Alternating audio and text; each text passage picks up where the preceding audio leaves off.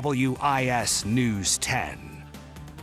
The rain has come and gone here in the Midlands, and now we're left with some cooler temperatures. Not too shabby for us here in the Midlands. We turn now to Chief Meteorologist Dominic Brown, who is tracking the cool down chances in your week ahead. Chief? All right, Dominic, thank you. Elementary school students signing a gun pledge never to pick up a gun and act as if any gun that they may find, whether it's at school or at home, is loaded. It's part of the 18th annual Student Pledge Against Gun Violence, an initiative spearheaded by the South Carolina U.S. Attorney's Office. And it's elementary school students, it's middle and high school students, and they took part in that pledge across the state today, including right here in the Midlands. Caroline Hecker joins us live now from the Richland District 1 office, and she spoke with some fifth graders about their pledge. Caroline? Well, Sam, many of us remember taking live in Columbia. Caroline Hecker, WIS News 10. All right, Caroline, thank you very much. And that pledge is part of the Project Safe Neighbors initiative, the centerpiece of the Department of Justice's violent crime reduction efforts. The Columbia Police Department was recently awarded a grant allowing it to take part in that initiative. And the Richland County Sheriff's Department continues to teach those DARE classes you heard Caroline refer to, and is adding gun safety to its conversation with students. Two people who were being questioned during the search for a 3-year-old girl in Alabama are now being charged in unrelated cases. Birmingham police believe 39-year-old Patrick Stallworth and 29-year-old Derek Brown were involved in the abduction of Camille McKinney. The 3-year-old girl was last seen Saturday night while attending a birthday party. Birmingham Police Chief Patrick Smith says that investigation into the kidnapping is ongoing. It is my hope and prayer that we're able to bring her back home to her family safely. Chief Smith says so far they have not found any connection between the two people in custody and McKinney's family. There is a $6,000 reward being offered for information leading to Camille's location or an arrest in her disappearance.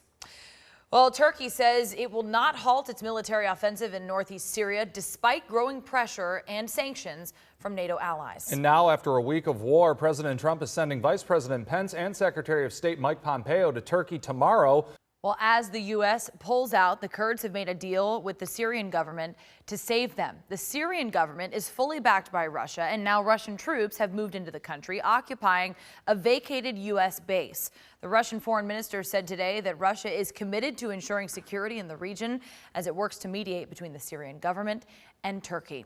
Meanwhile, back home, the impeachment inquiry into President Donald Trump continues on Capitol Hill today. Michael McKinley, a former top aide to Secretary of State Mike Pompeo, will testify before 3 congressional committees, all of that behind closed doors. And Kurt Volker, the former U.S. Special Envoy to Ukraine, will also testify today. Once the Democrats have completed their investigation, they will use their findings to determine whether to vote on articles of impeachment. A few elementary students are getting a chance to experience a new way of learning. I wish we had done this when I was in school. In these classes at Hyatt Park Elementary, students are encouraged to twist, to wiggle, to wobble, and pedal on their stationary bikes, all while they are in their regular learning environment. You're not moving, and then now or like in the car, you know, like you're in the car. I had that problem today. I was in the car and I was like getting sleepy, and I'm like, because I'm sitting down and I'm not really moving my legs, keeping the blood flowing. But you could imagine, especially when they come back from lunch, and they have that little post-lunch dip and energy, probably really helps them. Yeah.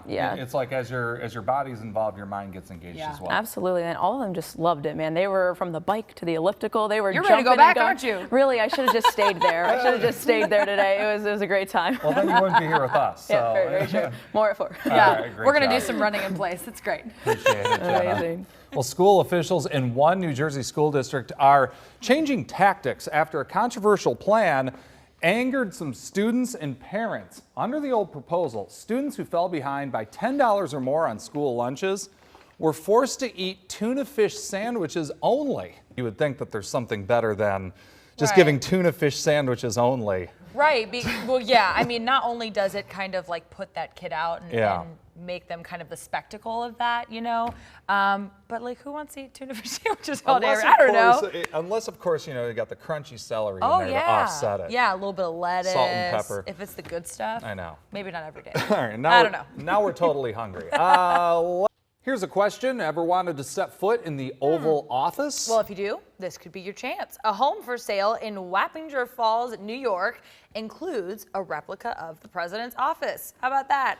According to the realtors, the current property owners, they bought it in 2009, and it took them 18 months That's a long time to design and to build a presidential office. So the husband wanted a downstairs man cave, and the architect joked that it should be an Oval Office, right? Fit for a president. Okay. The price tag for the home, almost $2.8 million. Wow, an Oval Office replica. Although instead of world leaders, you have Bob from around the corner. The Johnson family. That's right, not exactly the dignitaries Yeah. at 1600 Could be, Pennsylvania. Yeah, a dignitary for a day if you go there. There you go. Well, it is not even Halloween yet, but the White House is already planning for Christmas. Is WIS News 10.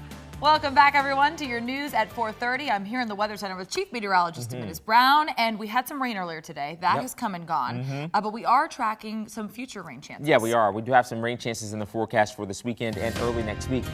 In our Decision 2020 coverage, the race for the White House is getting more intense. And during last night's debate, we saw the most crowded stage yet, with 12 candidates taking the stage, the most on any debate stage in American history. Pretty incredible. But all eyes seem to be on the three top leading candidates, with one in particular taking significant criticism from opponents for the first time. It's worth me saying that you, in fact, are my candidate to cast my vote in your direction.